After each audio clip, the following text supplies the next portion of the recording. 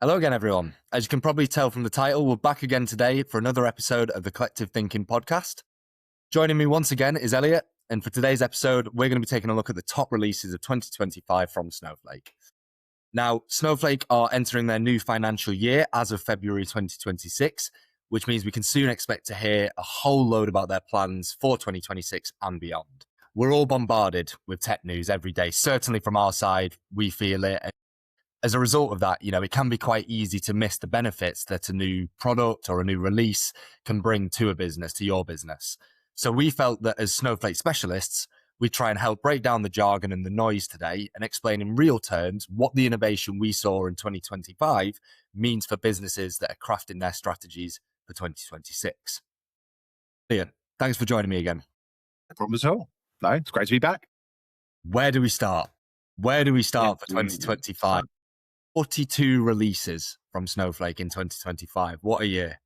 A lot to go through, but we're gonna stick to a few. There's a lot. Stick to a few. We won't go through all 42 today. No, we won't. But maybe that's a good starting point, Elliott. What was your personal favorite, if I were to ask you that way? What was your personal favorite release of 2025? It's a good question. Personally, as I say, I'm a solution architect, so I'm very much love a bit of technical. So I think probably for me, I'd probably say it's going to be the Snowflake Horizon Catalogue.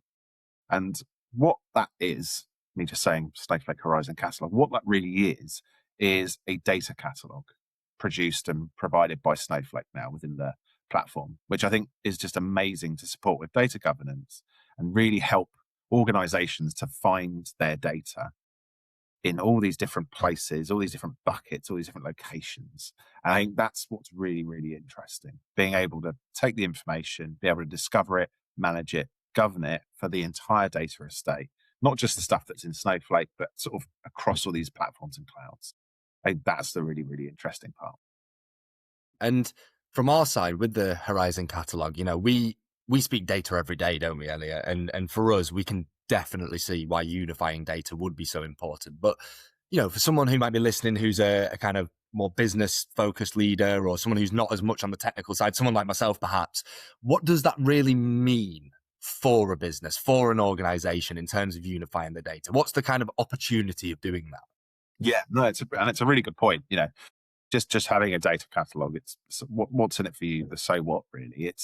We've got to think there's loads and loads of information dotted around our organizations. So you're going to have information potentially in a bit of Azure, maybe Google, maybe AWS. And you might have obviously different systems and databases as well that you're using operationally. And so the beauty of having Horizon Catalog is that you can register all this information. You have it unified across all those platforms in this catalog, which sits in Snowflake. And the idea here is you can understand the lineage of things and you can understand how to govern these things. So thinking about, what can the catalog do? Using Snowflake's features and the catalog, you're able to protect sensitive data, structured and unstructured. You can auto-classify, you can tag, and you can protect.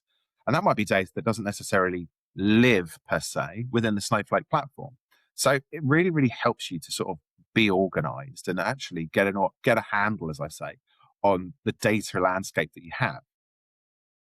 I think what it also provides you as an organization is the sort of assurance, because it's part of what you call a lakehouse architecture and this idea around using open standard interoperable formats. When we mean by interoperable, it can be stored here, there, or anywhere. And being able to keep a control over that is really, really important. So actually having this open standard means that you're not locked in. You can keep your data there, but it can be managed under the banner of Snowflake. But there's also, with Horizon Catalog, an open source version as well, which is called Apache Polaris, which Snowflake supports in maintaining too. So again, it just helps you to keep the data that's truly yours and keep it accessible by multiple teams, different platforms, and really, really helps a business to say, okay, I've got this single pane of glass. I can understand all my organization's data's assets, where it lives. And that really helps me to sort of ensure we manage compliance risks, but keeps everything sort of neat and tidy, if that makes sense. Yeah, no, definitely. I can certainly see that from a business perspective. And it's that lack of restrictions, isn't it, really? So often we speak to organizations where, certainly historically there's been data silos and there's not been that connectivity. Whereas now Snowflake are kind of breaking down those walls and really removing any restrictions for organizations to get the most out of their data, wherever that may sit. So no, 100%. that's definitely a very interesting one. I must admit, you've thrown me off a little bit because I'm surprised that we didn't end up going straight into the AI side of things. I think I may have mentioned it on the last podcast as well. AI so heavily dominated the headlines for 2025. And I think it's, in all walks of life, we're seeing it both in business, in personal life. It's huge. So I don't know. Is there anything from the AI side of things? I'll take it there. Is there anything from the AI side of things that you saw last year, Elliott, that really kind of stood out for you? Yeah, yeah, like loads. Yeah. There's absolutely tons, and especially think about Snowflake. I think probably their sort of introduction for like AI SQL was probably something for me that actually I thought was really, really impressive. So like Snowflake Cortex AI SQL, they call it. I think what I like about it is that you can have a collection of different AI powered SQL functions, and they can use large language models and provide you within your Snowflake account sort of access to these AI models that aren't just Snowflake's own. It could be Claude, it could be ChatGPT, it could be Gemini, and being able to use those and support your business in actually analyzing some structured or unstructured data. And when we talk about unstructured data, just for the podcast, it's things like text, images, audio, documents itself, like PDFs. And it's like I say, it breaks the silo down of actually, I've got to have an AI platform, I've got to have a Snowflake instance, I've got to move data from here to here. Well, actually, I can just do it all in Snowflake now. And that's really, really cool. Yeah, no, the innovation really does sound incredible. To my mind, these tools are both bringing kind of direct business benefits to those organizations that might have friction, like you mentioned there, unstructured data, that inability to utilize that because it's in an unstructured way, rather. But also, what we'll see is a lot of times businesses are paying a lot of money for kind of subscriptions and off the shelf products for things to do exactly this, right? Yeah, exactly. I mean, an example of that being, and I'll talk about three that sort of are close to my heart, I can see real practical use cases for. So I use the AI transcribe. So, and again, this shows you in terms of all the releases that happen, some things sort of just go under the radar. And to me, AI transcribe is one of those ones that if you're not keeping an eye on the documentation, you can sort of, it can sort of get lost in the ether of it all. But you can basically have like audio files, video files loaded into Snowflake. And you might go, okay, but how do I analyze them? What do I do with that stuff? And AI transcribe can then take that information and then look at identifying the speakers, how long a duration of a meeting lasts or a different an element of a conversation lasts, and generate the content based off of that audio or video file and store that. That's amazing, you know. But then you've got AI extract, which can extract structured information from text or images or documents. So again, you've got all this paperwork lying around, or you've got all these PDFs lying around that have got loads of really important information. Again, you can bring that in to Snowflake and you can run AI extract on that and get the information, the insights out of it. That's brilliant. I think that's a game changer. But I think back to the point where you were saying earlier about, people are buying these AI tools. There's the classic, AI sort of SQL functions you could say now. AI sentiment, being able to use information that's stored within Snowflake, identify the sort of subjective information, identify the sort of the specific granular emotions, and then being able to develop a score. That's just insane when you think about it, because what you can do now is you could have across your Snowflake instance, or as I say, if you're using the Horizon Catalogue, data in other places, being able to bring that in. So if I'm sort of putting my hat on and said, actually, this is a call, I'm a business and I have a call center, I could be bringing all those call center logs in. And what I could do is I could start analyzing all of the customer sentiment within Snowflake. I don't need a separate platform for that. I just need to bring the data in or keep it where it is. And then, like I say, use the catalog accordingly. So it's really, really powerful stuff. And I think, like I say, I think AI SQL will only grow and develop. Yeah, absolutely. And I think that's what's really powerful with Snowflake, isn't it? Is that kind of ability to genuinely customize the platform to suit your needs. With that, with just using those SQL examples there's so many different use cases that can be, used because of that technology. So no, it's really interesting stuff. There's one release in particular that I have to ask you about. And the reason I do ask is because it's the one I use all the time, day to day in my role. Probably no points for guessing. It's Snowflake Intelligence. So we saw that released as of last year, and that very much kind of builds on the technical foundations you've mentioned there, Elliott. From your side, give me a bit of an overview of Snowflake Intelligence and what you see as the real kind of opportunity, if you like, from that release last year. Absolutely. And I mean, some of the examples I've just given around the features, that I get that they're very much technical, right? I think I said it earlier, I'm very much a technical person, but if you sort of lift the veil or sort of step back a little bit and look at this holistically, Snowflake Intelligence provides you the ability to ask questions of your data using natural language. That's a game changer. If I'm a CEO or I'm a marketing director and I want to understand what products have I sold in the last 6 months, what products are declining sales in the next quarter, in the last quarter, even next quarter. We're not there yet with AI. We probably are. But what we have here is an ability to be able to ask a tool and be able to use our data, use our local knowledge, and be able to provide back an answer in an ad hoc way. That's a game changer. That supports the business, not just from a perspective of we've got a analytics function or an IT team where I've got to submit a ticket to understand a question that I have of data. I have an method and a area that I'm able to interact with and get those ad hoc queries or get that ad hoc information quickly. And the beauty of it, I think, that's so elegant is that you haven't got to go and ask using SQL or code. I've got to be an expert in something else to be able to do this.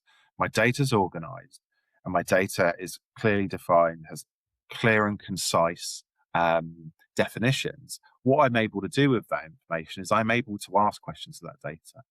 So I don't need that SQL knowledge and I can just get the answers. So I think that really provides me or, CEOs and leaders and managers and whatnot that are utilizing data within an organization to make data-driven decision making in much faster opportunity. Yeah, no, certainly. I would absolutely concur with that. From my side, I think that the point you touch on there about removing those limits, certainly from someone like myself who isn't fluent in SQL and would, be absolutely lost in that whole world of things.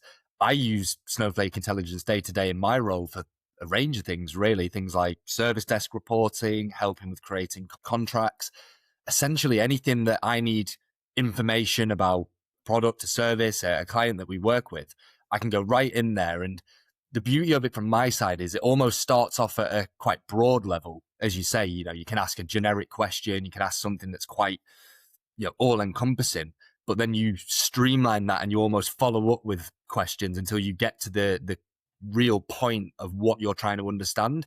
And it takes out that having to come to yourself and the rest of the team, ask those questions, sit through a conversation and do that.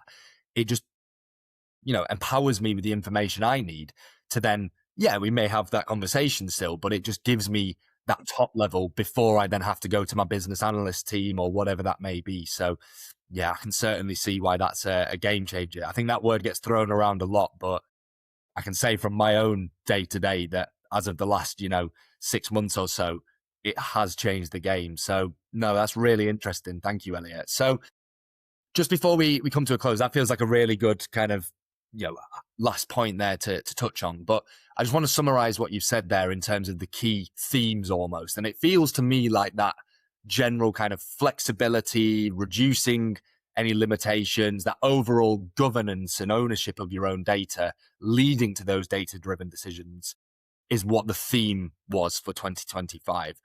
What's your take on that? Would you say that kind of, summarizes what the releases are trying to cover here?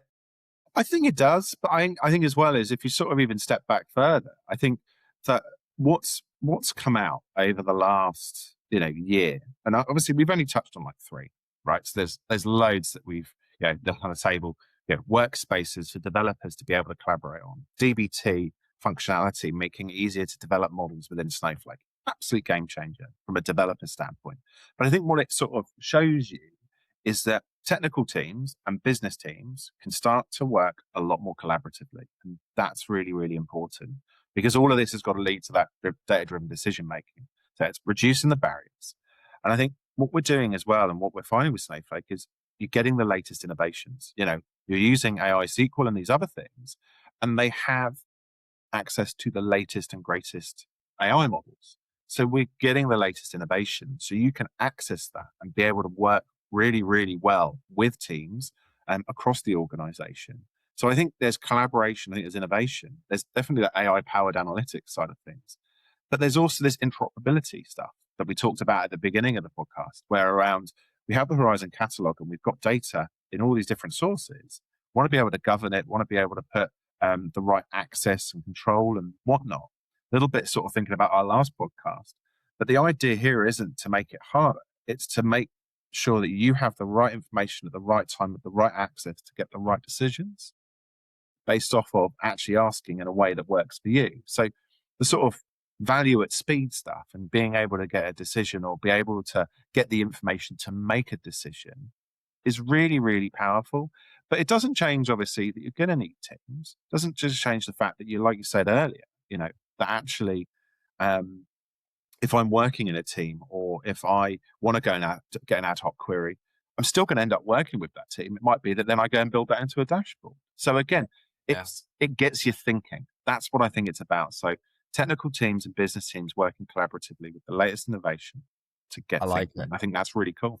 Yeah, I like it. It's putting data at the fingertips of people in the team that may not have been able to access it in such a way before. No, excellent. No, that's an excellent summary. Thank you, Elliott. You've said that very eloquently. So I will take that opportunity to thank you once again, Elliott, for joining me. It's been great to chat as always. And thank you everyone that's listened.